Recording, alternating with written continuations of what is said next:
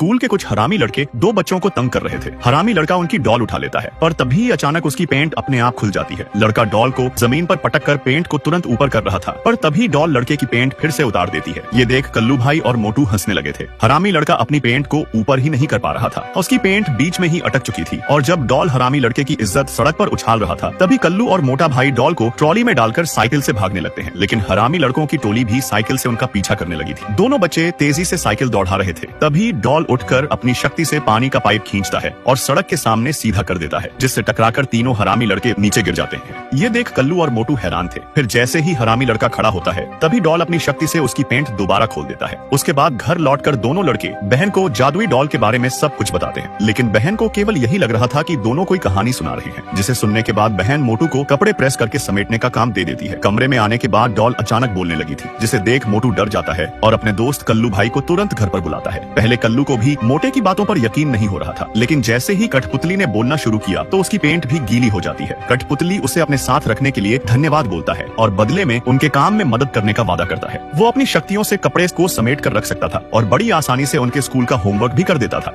यहाँ तक कि कठपुतली अपने जादू से दूसरे डॉल में जान डालकर उनके बीच मुकाबला भी करवा सकता था। कठपुतली के लिए लगभग कुछ भी संभव नहीं था, पर भोले बच्चे कठपुतली के असली इरादों के बारे में नहीं जानते थे, क्योंकि यह एक शैतान डॉल थी। अगले दिन तीनों सोफे पर बैठकर गेम खेल रहे थे तभी अचानक